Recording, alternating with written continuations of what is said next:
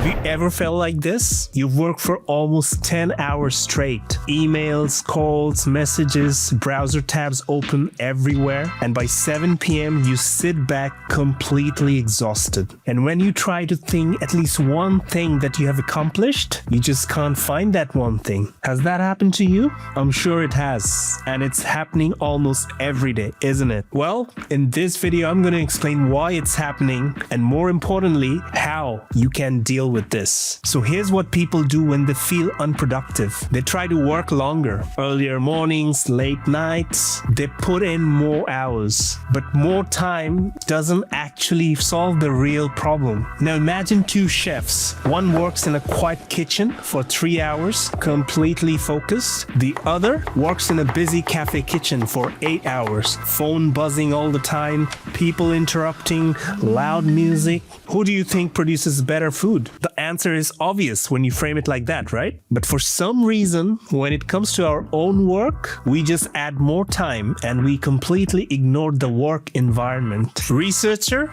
and author of Deep Work, Cal Newport, studied this exact problem and came up with a simple equation. Quality of work equals time spent times depth of focus. Most of us are working on that one side of the equation, just the time part, and we're completely ignoring the depth part. And that's why we are feeling exhausted and behind at the same time. Now here's something that surprised me when I first learned it. Researchers found that when you work near your phone, even if it's face down, even if it's on silent, your brain is quietly spending energy resisting the urge to check it. You're not even aware of it's happening, but your focus is already being drained before you could even start any work. And it gets worse. Every time your attention jumps from your work to a notification, then back, your brain doesn't just snap back instantly. Part of your brain is still thinking about that distraction, like a browser running tabs in the background, quietly draining your battery. Researcher called this attention residue, and it means that every interruption costs you far more than the seconds it takes. And here's where it gets really interesting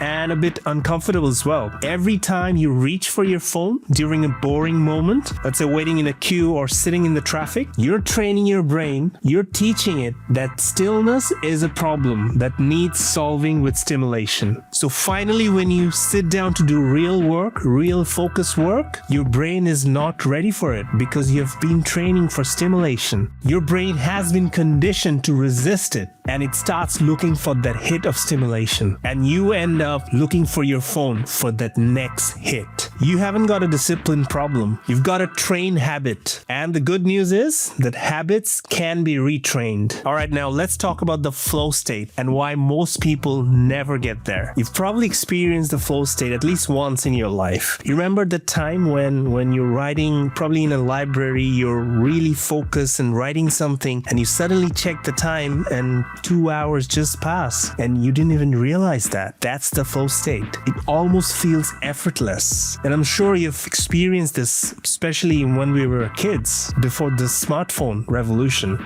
I know I have experienced that, but that is actually the flow state. So psychologist named Mihai Csikszentmihalyi, I hope I've pronounced his name correctly, spent decades studying this state. And what he found was that flow isn't random luck. It happens under specific conditions. The task is challenging enough to hold your attention, your skill is high enough to engage with it, and there are no competing distraction pulling you away. Think of this like a signal noise problem. The signal is your focus, and the noise is everything else. The notification, the distraction, that's all noise. Flow only happens when signal is strong enough to drown out the noise. And this is very interesting. Even the elite performers, like the concert musicians, elite athletes, or chess grandmasters, they can only sustain a deep focus for a maximum of 4 hours a day. Beyond that, the quality significantly drops. Most of us try to work 8 to 10 hours, and none of that is deep. It's all shallow work. We're grinding twice twice as long and produces half the output. So how do we do the deep work? Well, here's the 4-step system. Step 1, do an honest audit of your day. For 1 week, label every task you do as either deep or shallow. Deep works are things that require genuine thinking, creativity, or skill that takes months to develop. Writing, strategy, coding, designing, problem solving. And shallow work, tasks that almost anyone could learn in a day or two. Replying to emails, updating spreadsheets, sitting in status meetings, all those kind of things. Most people think they're spending around 30 to 40% of the shallow work, but when you actually audit, research found that we are actually spending 70% of our time doing shallow work. So that's why auditing is so crucial. Step 2,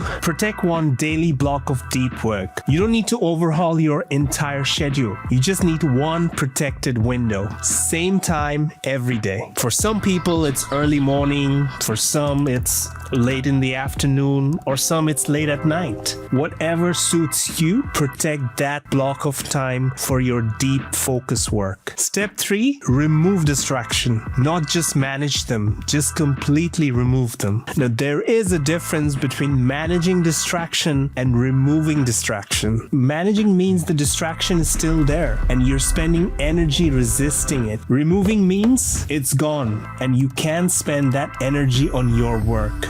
Put your phone in another room, not just keep it there face down or keep it silent, just leave it somewhere else. And it won't be perfect on the very first time, but you will get better. As I told you, habit retraining is possible. It won't be perfect in the first time, but you have to keep training until you get better at it. Step 4, embrace boredom, like deliberately embrace it. Every time you resist pulling that phone during a dull moment, you're training your brain to embrace that boredom, that stillness. Maybe you're waiting for your coffee or waiting in a line at the cashier. Those dull moments, resist to get that phone out. Every time you're doing it, you're actually practicing that of not giving your brain that hit of stimulation that it's urging. And every time you do that, you're training your brain to embrace boredom, and this will reflect on your deep work sessions. So that's the 4-step system. So here's what I want you to take away from this video. The days that feel most meaningful, the days where you finish and think I actually built something today, they're never the day you answered the most emails or sat through the most meetings. They're the days where you worked something deeply on something and that mattered.